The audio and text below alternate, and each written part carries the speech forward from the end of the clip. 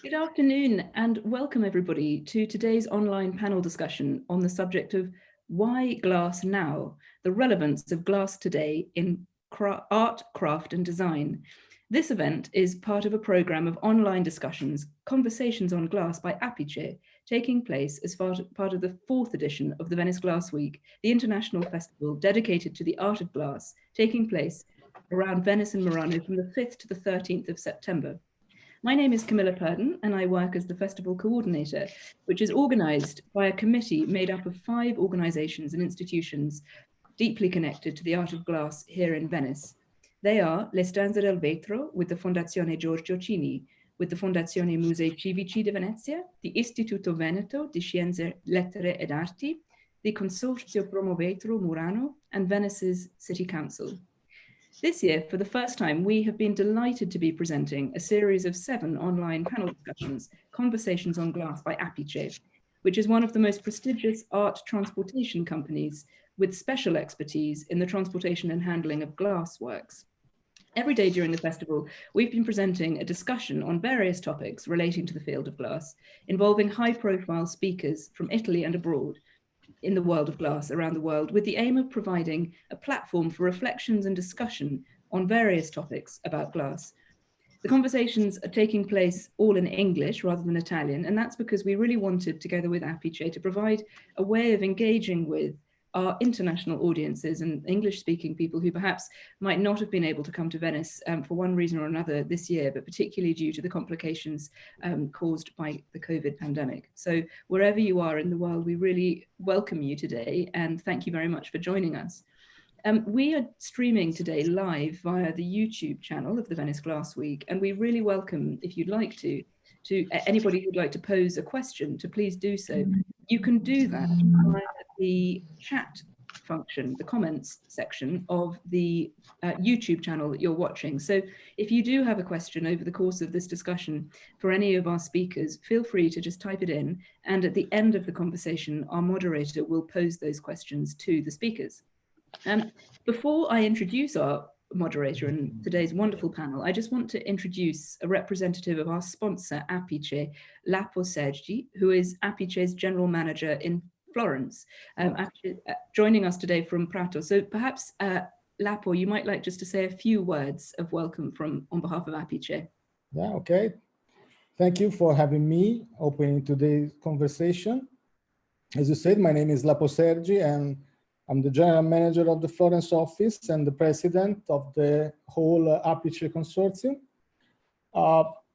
My company, Apice, as Camilla said before, we are specialized in handling, packing, and shipping fine arts. So we are very happy of sponsoring these conversations on glass during the Venice Glass Week. As you may imagine, learning the skills for packing the glass is a sort of PhD for packers, as it's a very challenging material, of course, due to its proper nature. So let me quote Oscar Wilde, that once wrote, "In its primary aspects, a painting has no more spiritual message than an exquisite fragment of Venetian glass." And I think that's the real spirit which animates us. Also, when we have a contemporary artwork, a glass artwork, we dedicate it the same dignity and care we give to an old master painting. So that's it. Many thanks, and please go ahead. I'm listening. Thank you so much, Lapo, and Apice. It genuinely has been the most wonderful program, and everyone will be able to enjoy recordings of all of the conversations, including this one. In hindsight, you'll be able to find them on the YouTube channel of the Venice Glass Week, so they're here for posterity.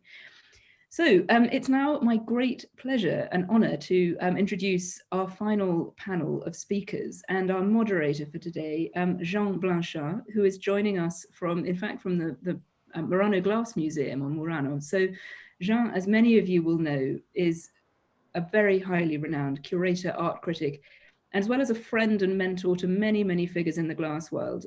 Jean has run his family gallery, which was founded by his mother in Milan, for over 30 years. And he's curated dozens of exhibitions in institutional venues in the field of glass, but also ceramics, iron and marble, as well as in art and photography.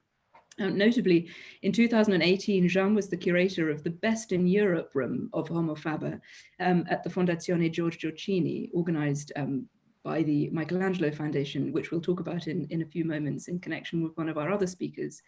And since 2018, Jean has also been a member of the curatorial committee of the Venice Glass Week. He is a central and hugely valued figure of the festival, to whom the organizing committee and I personally owe a very great deal. So we're grateful to Jean also today for moderating this conversation. In terms of speakers, we're joined by a wealth of experts from around the world of art, craft and design. But first, I'd like to introduce Philip Baldwin and Monica Gugersberg, who are jointly appearing on a screen today. They're in Wales, so we're very happy to have you here today. They have been working together as a collaborative team for over 40 years, with a shared instinctive appreciation for the subtle blending of art and design, functionality and abstract expression, combined with a love of material and especially a love of glass.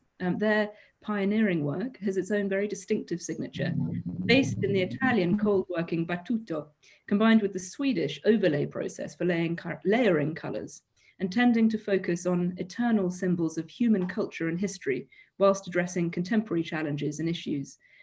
They were awarded with the very prestigious Premio Glass in Venice a couple of years ago here in Venice by the Istituto Veneto and the Civic Museums Foundation. And recent large installations and major exhibitions in public spaces have included Under an Equal Sky at Canterbury Cathedral in 2018, and more recently, Walking in the Void at the Glass Museum Ebeltoft in Denmark. We're also delighted to be joined by Rinaldo Invernici, who is the owner and president of Barovier and Toso, which, as you all know, is one of the most important and prestigious glass companies here in Murano. The Barovier family has been operating in the glass business since the middle of the 13th century, so a mind-bogglingly long history, making it, I believe, the sixth most ancient family business in the world that is still operating. And they've been producing glass since 1295, incredibly. And today their products, especially their magnificent chandeliers and luxury lighting designs, continue to be highly sought after and collected around the world. So we're delighted to have Rinaldo with us today. Our next speaker that I'm very happy to introduce is Maurizio Musati, who is a veteran of the design industry with previous experience in international consultancy for companies including Accenture and Hamilton, as well as private equity, working with companies including Invest Industrial, B&B and Knoll. Previously in his career, Maurizio was CEO of Established & Sons for 8 years, as well as managing director of lighting at Mui, and prior to that, director at Floss and CEO of Castaldi Lighting.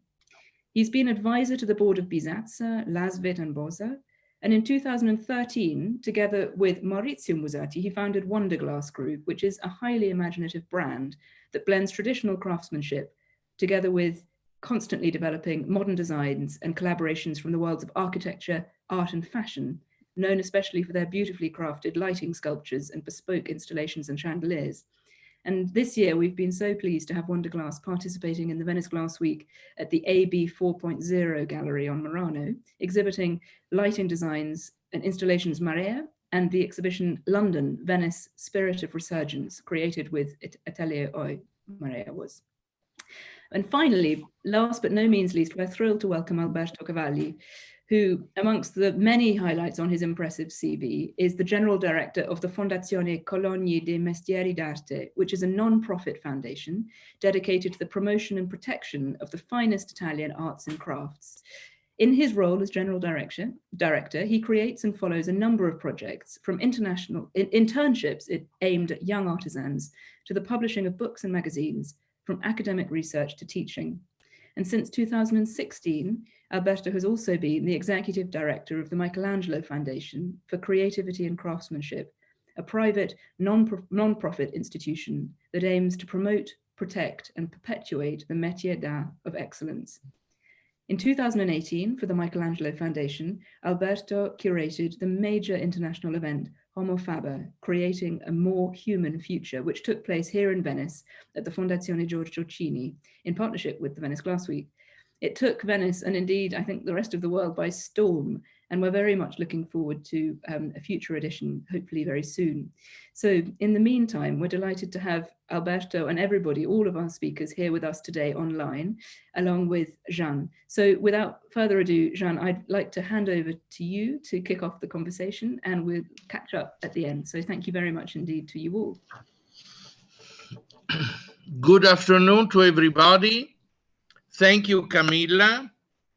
Thank you, Elena Casadoro and Francesca Funger, who with Camilla kept everything together. And I want also to say hello to Lapo Sergi, who is helping this conversation and sponsoring. In a different way, I have worked with all of you, because with Philip and Monica for art, with Alberto Cavalli, who in a way is my boss, and with Rinaldo Invernici in several other aspects. And now in the future, I will collaborate also with Maurizio Mossati. David Landau took a courageous decision, and we followed him. We followed with the spirit of a peaceful army. Yes, and there is in Venice, in this 4th edition of Venice Glass Week, a sparkling air. Everybody is, everybody knows that Venice Glass Week is on. It's a unique, big festival that was kept. Art, design, enterprise, and also several fields of glass. Art, Monica and Philip, I would like to start with you. I've followed them. We are friends since ages. Every time we work together with fun also. And I want to say something. They had the strength. I have visited their laboratory in Paris. It was magnificent. Why glass today? They had to start after that a fire. What happens? After that, there is a noise here. Hello? Jeanne, yes, it's Can fine. you follow? Yes, I think Rinaldo is just moving spot. So Jeanne, I think we've just put his microphone on silent. So while he's just probably finding a better connection. I want to say that Monica and Philip had the strength to start again. They showed the word of glass that they believe in glass, and now they are living in a very inspiring place. And I asked them, speak about what you want, but also tell us about how your beautiful studio and environment inspired you.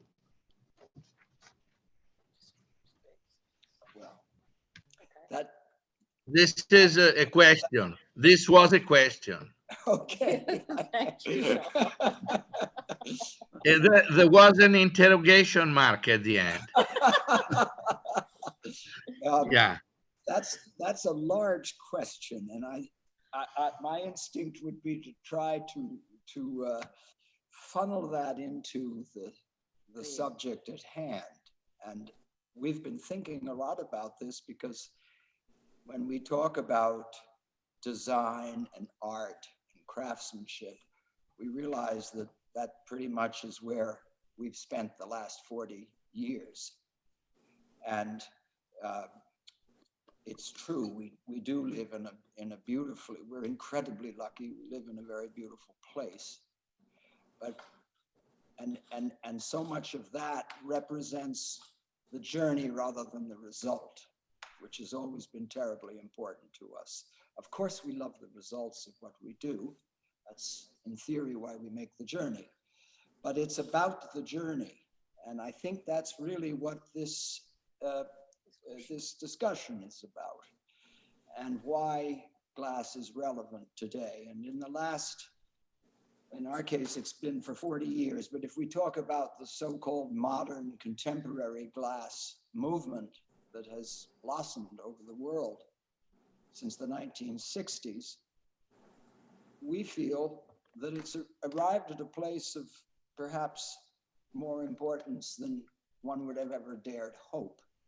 And that's precisely because it does combine across the field all of these. Excuse me, Philip, can you put the volume louder?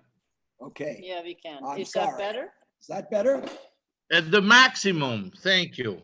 I'm sorry. I'll also Okay, speak a Okay. little closer. okay, good.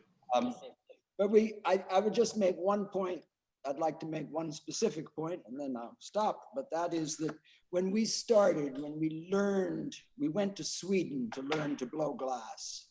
And we went with a very, shall I say, romantic attitude towards the tradition of glass blowing. And we were enthralled by the Orifors glass factory and all the traditions that they had there. And all of that, at least in Sweden, that has virtually gone. The traditional factory has gradually faded away. And at the time, we thought it was a tragedy. But because of what's happened since, with all of the wonderful expression that has evolved over the last decades, it isn't a tragedy. It's a liberation. It's a bit of a liberation because the quality of glass making, the involvement of individuals, who thanks to modern technology can work effectively at home as we do, has blossomed. And also it has reached out to other parts of glass manufacturing. Like if you look at optic fiber and lighting and, casting and the mixtures of the blown glass and other ways of glass. And I mean, it has been, after you have gone through the mourning of losing all the glass factories, you're actually, hey, the world is wide open. There's so many more possibilities.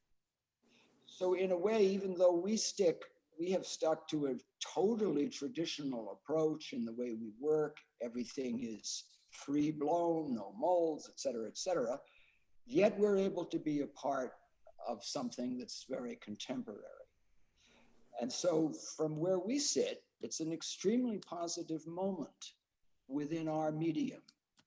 And this includes art and craftsmanship and design altogether.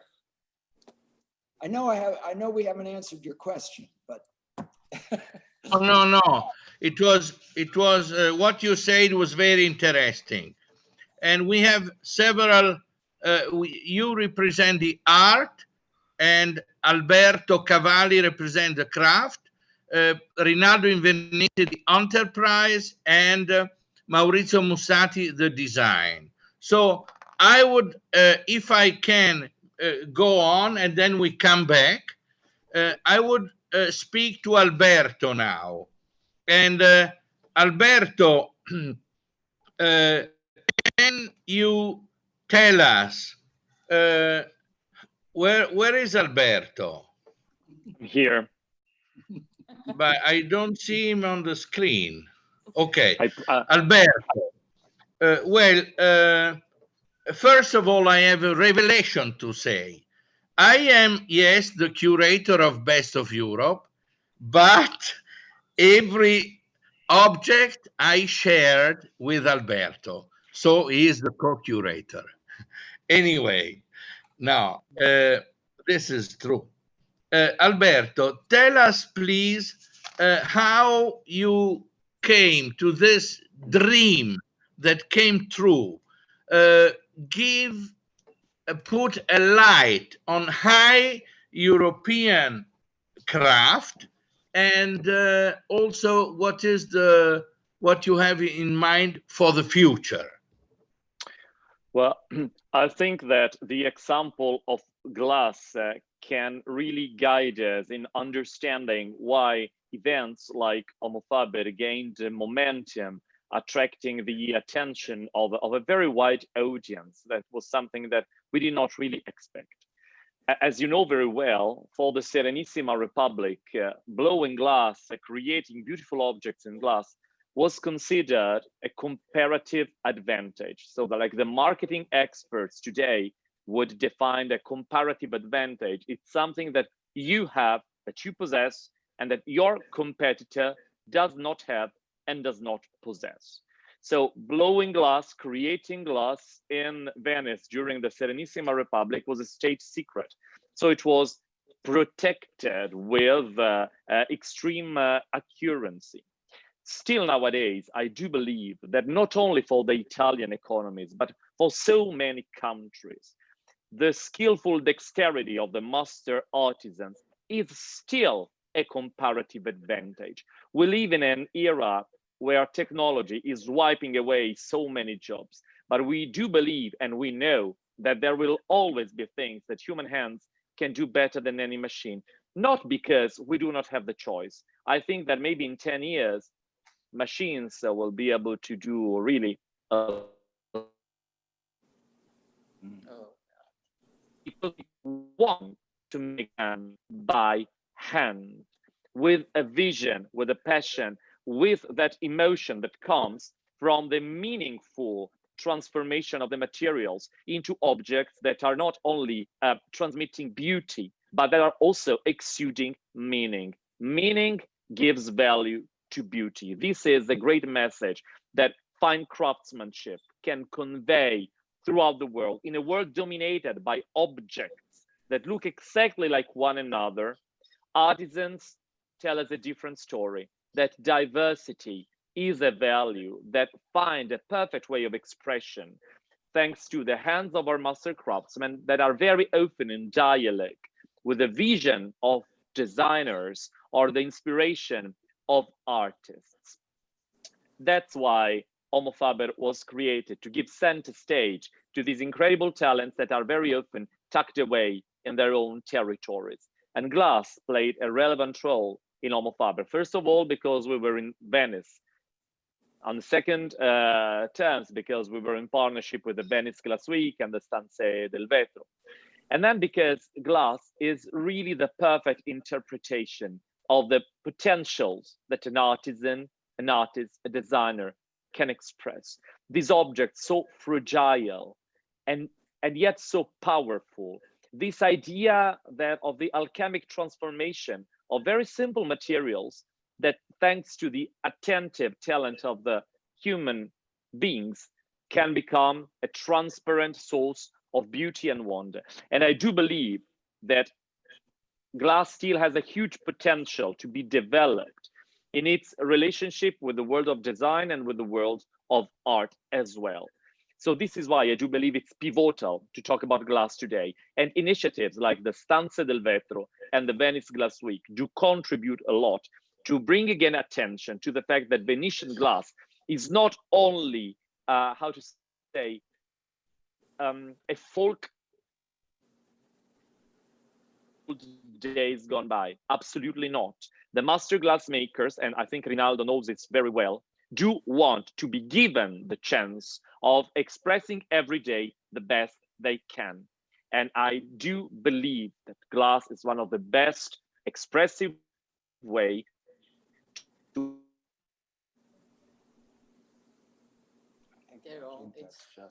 craft a more human future. Thank you, Alberto. And before giving, the word to Rinaldo, I want to thank two people who helped us in this research. One is my assistant, Irina Eskenazi, and anyway, who is very, very important in this research. And well, now, and we have also, we go on, and Andrea Tomasi is also very important. I speak now why Rinaldo Invernici, an entrepreneur, bought the most ancient glass factory in the world. Probably not everybody knows that if Baroviere is one of the most ancient families in Murano, Barozzi, the family of Rinaldo's mother, is one of the most ancient families in Venice. And his uncle, Paolo Barozzi, who was a great friend of mine, was very much in his youth linked to Peggy Guggenheim, and they worked together. So, yes, it is surprising that Rinaldo bought Baroviere Toso, but not so much surprising to me. And I would like to know from Rinaldo, listen, tell us, why did you decide to dream with this Baroviere Toso factory? Rinaldo. Jean, thank you very much for this fantastic introduction. Jean knows everything, and you already said very, very important things. So I would say there are maybe three factors, all of them, or most of them, quite romantic.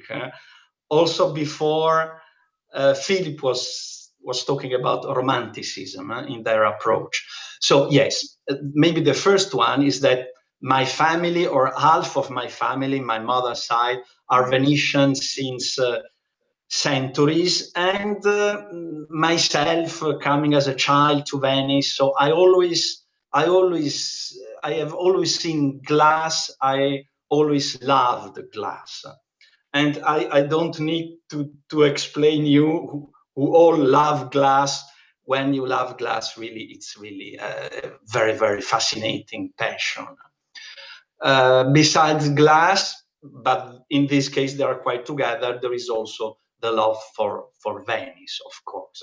Murano glass is Venice. And then third, again, quite romantic argument is the history, which before Camilla also mentioned. So Baroviere Toso has an history of now 700 years. And I'm always so fascinated by artifacts which were made a long time ago. I have here, this is a small glass with a fantastic sapphire blue, but this is 2000 years ago. It's a Roman glass, which I also love. And the thing that a man or a woman like us 700 years ago, or 2000 years ago, or 4000 in Egypt, put his hands and did something. And that artifact still, or at least a few of them, exist. And this history, I find something extremely fascinating. So of course, there was an important romantic approach, because the entrepreneurial approach, we all know very well, it's not so easy with glass. And there are, of course, in the long history of also Baroviere Toso. Baroviere Toso went through periods much worse than that, than the one which we are living now. So, but I mean, now we try really to do to continue the history of Baroviere Toso. Of course, we have, and this is for me one of the main challenges, to be in the contemporary world. Baroviere Toso is very famous for the traditional chandelier, which when you go through the Canal Grande, maybe you look at the palazzi, you can still see them, and all around the world. And there are always people from from really everywhere who appreciate this. But of course, it's very important also the world now, today, in 2020, what happens. So we have to keep our DNA, but we also have to be in our world. Jean, I hope I have answered your question. Yes, absolutely. Short as possible. Yes, absolutely. And I also encourage the 4 participants in this debate to contact each other. I think you can collaborate. Maurizio Mussati, who is the owner of Wonderglass. I don't see him though. Where is Maurizio? I am here. If you scroll along, you'll see him. Ah, okay, good. Maurizio, the name of your firm is wonderful. Tell us what fascinated you to build a firm in glass. You're dealing with the most incredible designers, but you push them in the direction of art. Tell us something about your activity and why did you decide to involve yourself so much into glass? My family tells that I was ready to commit a suicide because I am in love of glass and Venice since I was a kid. I'm not Venetian. I'm married with a Venetian person, but I'm not Venetian. And to be very honest, the business brought me to very close to in the design after many years of private equity. And I told you, and I'm happy that Rinaldo is here because he made the honor to invite me to his house that is beautiful and make me very envious because I love so much his company. He's a competitor, but the way he approach is so good and so full of desire for the glass. I'm very envious of his luck to run such a company. In reality, in the past life, when I was establishing Sun CEO with the Burolek and Konstantin Gricic, we made a collection with Venini. It was quite successful. We have very much two successful pieces. And then when I was in the board of Bisazza, we try even to look at Venini, but we step out. Then with Mediobanca, we try also to buy Baroviere Toso, but someone else was much faster than us. And so I was a little bit disappointed that I couldn't do anything. But in both Venini and Baroviere Toso were supported by financial people, so on the world that I was coming from.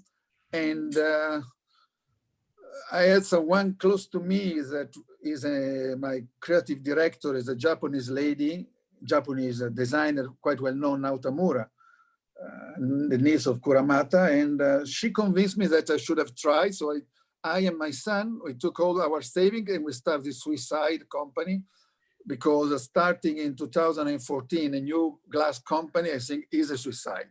So I hope that my family will be able to survive even after I'm alive, because they can complain. But I'm so happy because I love Venice.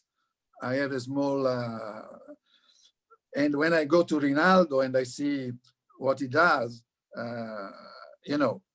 how I cannot love Baroviere. And I was also in Lasvit in my past, in the board, and I left, of course, before creating Wonderglass. The Wonderglass name is quite strange because I was in Japan and with a famous interior decorator that has a company called Wonderwall. I was there. I was so excited what he was doing.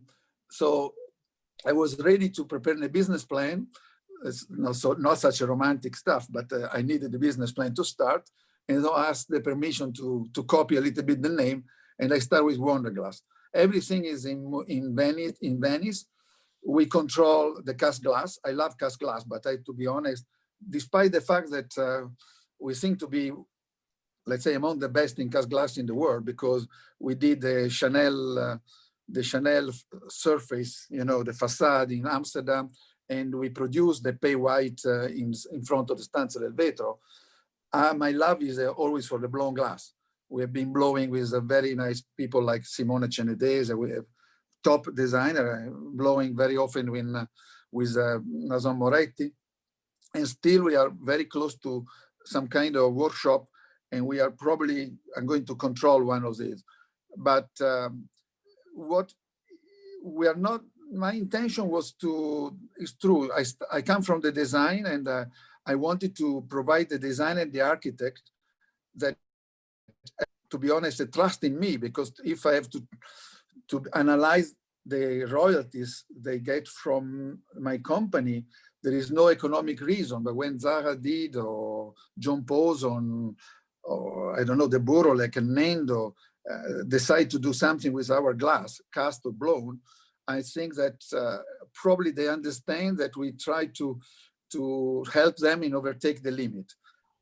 We cannot compete in standard products. So what we are trying to do is always to try to get the level higher in order to overtake the limit. And Nendo and now John Poson, we are doing furniture in glass, in cast glass, of course, but in one case with another architect, we are doing a furniture even in blown glass. So we will try to be very successful in what we do. But I have to be very honest, I'm very grateful to the designer or artist, for the time being, our designer and architect has been working with us, because they've been always ready to follow us, despite we are a small company, a brand new. And I think that the only reason is love, because, for example, when what we presented during this Venice Glass Week, as I explained to Jean, in Easter, when I was in the lockdown, I talked with Ross Lovegrove as some actor, and I told that we need to do something for Venice. And Tom Dixon, even Paul Coxedge, we didn't present, but everyone, the English, we tried to make this kind of connection with London. And everyone was ready to do something. And in 40 days, we've been presenting something completely new. So we are very proud, and no one of these designers was asking me about money or royalties or whatever. They know that we will share the benefit, if any, but it was not the purpose of our effort. So now it's true that we are moving towards art. A good friend of mine, that Elena Geona, that is very close to Monsieur Pinot, and she was the curator of Damien Hirst in Venice. She is preparing with us a collection for the next year with a traditional artist, and not only blown, but also cast. We hope that will be able, everyone is approaching the glass, is so enthusiastic. So they share the love with us. And and everyone is really driven by the wish to do something with new technique. We invent something always new. We even invented a new technique also for the industrial glass that we don't produce, but we can work and make very close to the cast glass in safety. We do stained glass. So we try to offer anything this glass to the world of design and to the commercial. We hope in the near future to be able also to offer the possibility, the opportunity to traditional artists, like we are doing for next year. And my contact with Jean was also in this direction. We try to have a kind of suggestion, indication. We want to support artists and craftsmen. Thank you, Maurizio. Yes, you answered very well. Now I would like to go through another shorter tour, starting from Philip and Monica. I saw that one of your sculptures is now. Can I see you, Philip and Monica? I would like to see you. Here we are. We're here. They are there. Probably you don't screen the video. I see Maurizio. You have to scroll the video. Ah, all right. We are all here. Eh? You can have all together like a puzzle. Excuse me, what is a video? No. It's glass. It's glass. Ah, all right. No, no, I don't see Monica and Philip. No, no, impossible. I will speak to Monica and Philip, and I see Maurizio's face. It's okay. I'm sorry. Anyway, now I saw, Monica and Philip, your splendid work in Le Stanze del Vetro in American Studio Glass. You have a wonderful sculpture there. And I would like to say to Philip, you decided you fall in love not only with glass, but also with Europe. So, unfortunately, now we have only like 13 minutes left, and we have 4 people to talk. But I would like you to say what are your feelings for the European glass, and you moved from the States till here. And apart that you chose one living European masterpiece from Switzerland, who is near you now. But can you tell us, Philip, what are your feelings for Europe and the glass, Murano glass? Thank you. I just want to quickly interject something. Philip came to Sweden for 6 months. That was over 40 years ago, and he never went back. And when he came to Europe, he was told, he did research in the US, where can you learn how to blow glass? And he did research, and Thomas Büchner told me, go to Europe. That's the same year that Lino went to the US, and the rest is history. But Philip got stuck in Europe, and he got stuck with me. Monica said that quite right. I went to Europe for 6 months, or I thought I did, and I met Monica, and the rest is history. But at the time that I went, what Monica says is crucial. It was before Lino Tagliapietra went to Seattle. And I had a very traditional attitude about getting into glass. I wanted to make wine glasses, simple wine glasses. And I looked at the landscape of glass art in America, and I said, what's this? I can't learn to blow glass here. And so it was either Venice or Sweden in my mind. And it worked out that I could go to Sweden. Ironically, virtually simultaneously, Lino Tagliapietra went to Seattle, and you had a whole explosion of traditional, fabulous Venetian techniques blossoming in the United States, which has now really become a worldwide phenomenon. And so the Venetian glass tradition has spread widely in the world, which is a fabulous thing. There's an incredible amount of talent out there.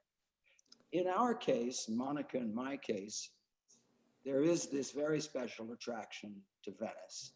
And we've been privileged not only through our own work, but our own work in our own studio, but also professionally working with Venini for the last 25 years. So we have this very special connection. And somehow I think we feel that here in Europe, we have a closer connection to these traditions. What can I say? It gives us great joy.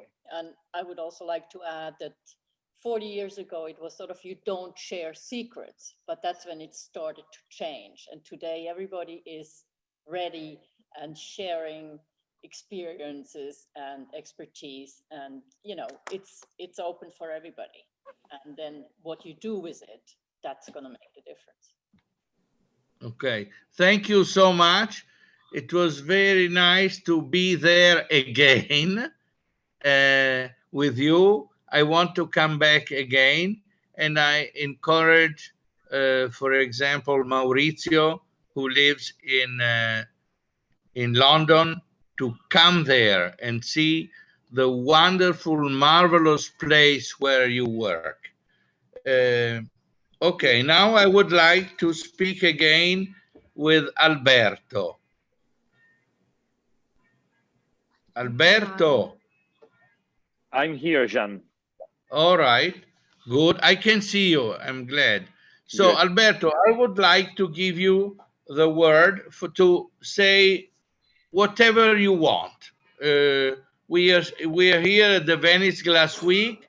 Homo Faber took place in Venice, and we spoke about Venice and Homo Faber many times because we work together at that.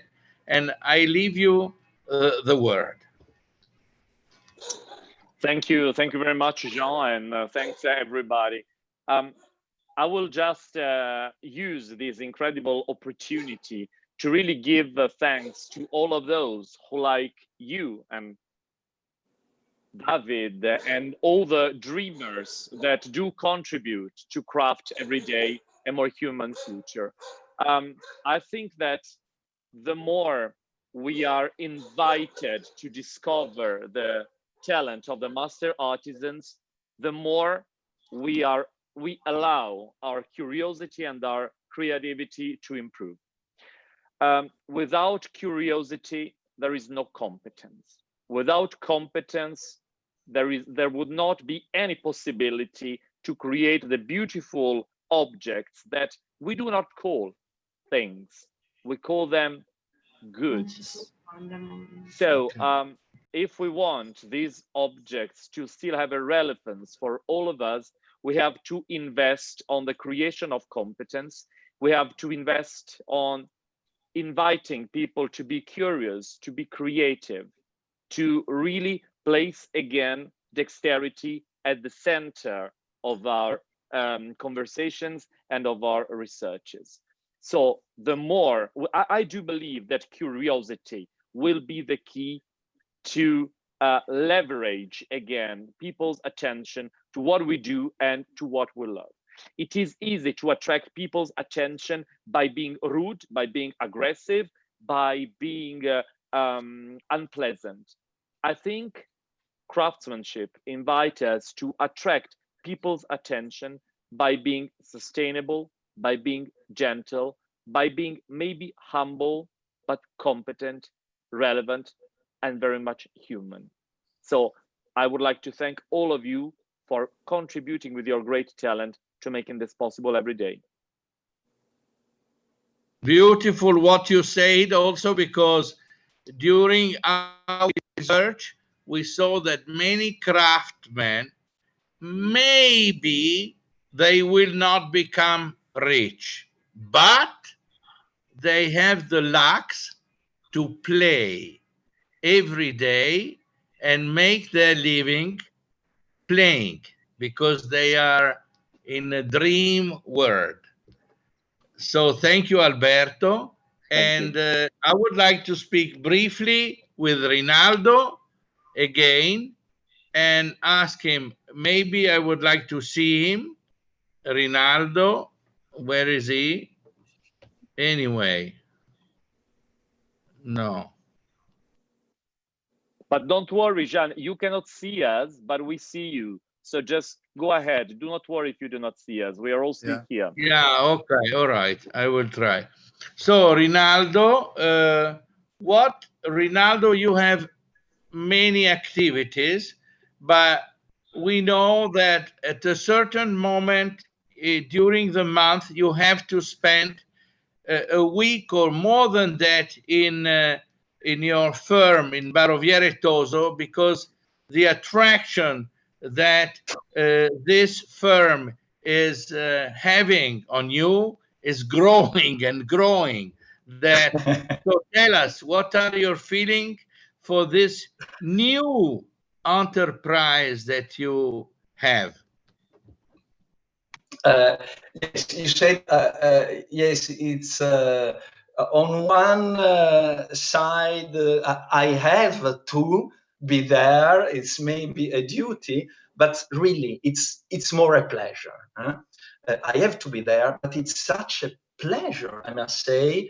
And after 3-4 years that I'm going regularly to Murano every month, and I must say, to be there, and also for me, now I have been, I don't know, 200, 300 times in the Fornace to speak with the maestri, and nearly every single time I learn a little bit, a new thing which I didn't know before.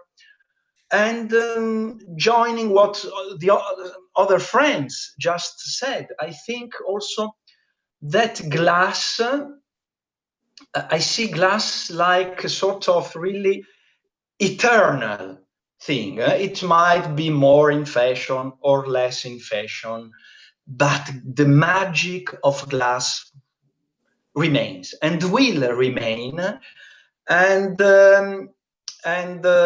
Alberto said very, very beautiful and important things. Also in a world which is more and more dominated by the technique and by the Zoom now and many things which have of course the positive side, but craftsmanship, the hands which create something beautiful and unique, the passion, love of what we do there.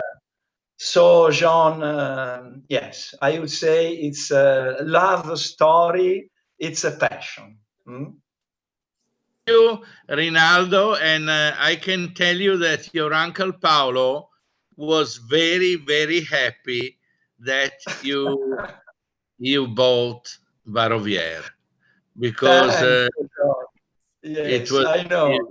Yeah. Okay.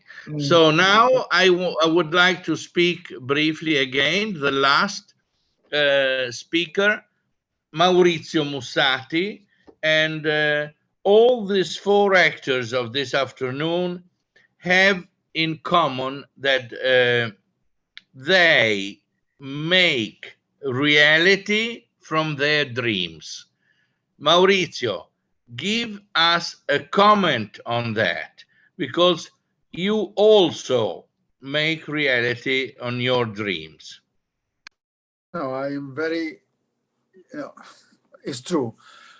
It was a dream, probably was a little bit crazy when I start, but I like what Alberto Cavalli said, because any creative mind I met, designer or artist, when we talk about glass, they are curious and they want to try to overtake some limit and to try something new. It's not easy to try to something new in glass, but overtake some limit, we need to try. And that's this kind of curiosity. I like the word curiosity that Alberto used, because it was the driving force for the people I contacted in the last 5 years, because we are quite young. It's true that I know the glass for many more years than 5, but all the people, humble, famous, aggressive, they have been really willing to come and to start something new, even in any kind of glass, because it seems that they create a sun, a real new creature, and each piece is different from the others, as that's making something magic. So I am very happy, because we will not become rich for sure, but being with creative mind, friends, I'm making up my dreams, and I hope that we will be able to do something more, not only in blown glass, but finding something new every time. It's not easy, but is what is driving us. So I'm very happy. I thanks everyone, because even to invite me. I make congratulations to you and Alberto, because Homo Faber was such a fantastic experience, and I have been honored to be invited at the opening, and I hope to attend the new one. But thanks for being here, and thanks to share such a passion. Thank you, Maurizio. Thank you, Philip and Monica from Wales. Thank you, Alberto from Milano, Rinaldo from San Mamete, and Maurizio, who is today in Milano as well. And I pass the word to Camilla Purdon, who coordinated all these conversations wonderfully. And thank you, Lapo and Apice. Camilla, I leave you the word. Thank you so much, Jean, and to all of you for really this most wonderful conversation. It is such a treat. It has been such a treat and a privilege to have you all, such an eminent, creative, passionate and inspiring group of panelists. Really, it was the perfect group for this topic and the perfect topic to end on this series of conversations on glass. Obviously, the topic was why glass now, the relevance of glass today in art, craft and design.